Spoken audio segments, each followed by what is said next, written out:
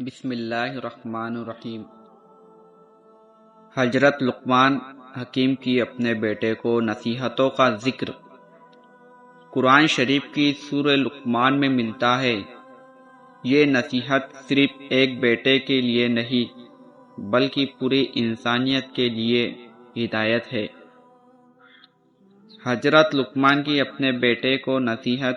دوستو، آج ہم بات کریں گے ایک ایسے بزرگ اور حکیم انسان کی جن کی باتیں صدیوں بعد بھی دل کو سکون دیتی ہے۔ حضرت لقمان حکیم کی۔ انہوں نے اپنے بیٹے کو ایسی نصیحتیں دی جو اگر ہم اپنی زندگی میں اتار لیں تو ہماری دنیا اور آخرت دونوں سنور سکتی ہے۔ نماز کے وقت دل کو قابو میں رکھو۔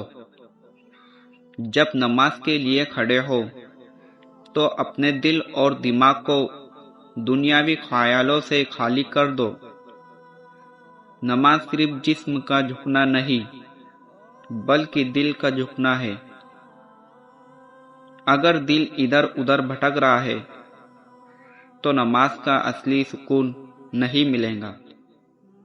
یاد رکھو، نماز اللہ سے بات کرنے کا سب سے خاص وقت ہے۔ دسترخوان پر اپنے ہاتھوں کو قابو میں رکھو۔ کھانے کے وقت لالچ مت کرو۔ جلدی جلدی اور زیادہ کھانے سے بچو۔ سادگی اور شکر کے ساتھ کھانا کھاؤ۔ اس سے نہ صرف صحت اچھی رہتی ہے بلکہ انسان میں صبر اور تہذب بھی آتی ہے۔ کسی کے گھر جاؤ تو اپنی آنکھوں کو قابو میں رکھو۔ جب کسی کے گھر جاؤ تو ادھر ادھر جھانکنا، دوسروں کی چیزوں کو غور سے دیکھنا یا تلنا کرنا صحیح نہیں۔ اسلام ہمیں سکھاتا ہے کہ دوسروں کی پرائیویسی کی عزت کرو۔ محفل میں بیٹھو تو اپنی زبان کو قابو میں رکھو۔ کم بولنا اور اچھا بولنا، یہی اصلی سمجھداری ہے۔ کسی کی برائی، غیبت یا دل دکھانے والی باتیں کرنے سے بچو۔ ایک میٹھی زبان دلوں کو جوڑتی ہے جبکہ کڑوی زبان رشتے توڑ دیتی ہے۔ اللہ اور موت کو ہمیشہ یاد رکھو۔ دنیا کی بھاگ دوڑ میں ہم اکثر بھول جاتے ہیں کہ ہمیں ایک دن اللہ کے پاس لوٹنا ہے۔ موت کی یاد انسان کو گناہوں سے بچاتی ہے اور نیک راستے پر چلنے کی طاقت دیتی ہے۔ اپنی نیکیاں اور دوسروں کی برائیاں بھلا دو۔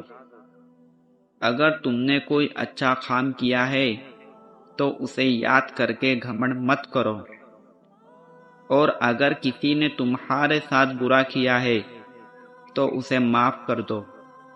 یہی اصلی بڑے دل کی نشانی ہے۔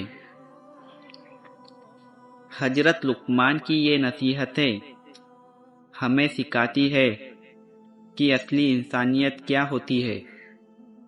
اپنے دل، زبان، آنکھ اور ہاتھ پر قابو رکھنا، یہی اصلی کامیابی ہے۔ اگر ہم ان چھوٹی چھوٹی باتوں کو اپنی زندگی میں لاگو کر لیں تو ہماری ہر عادت عبادت بن سکتی ہے۔ اگر آپ کو یہ نصیحتیں اچھے لگی ہو تو ویڈیو کو لائک کریں، شیئر کریں اور چینل کو سبسکرائب کرنا نہ بھولیں۔ اللہ ہمیں ان باتوں پر عمل کرنے کی توفیق عطا فرمائے۔ آمین۔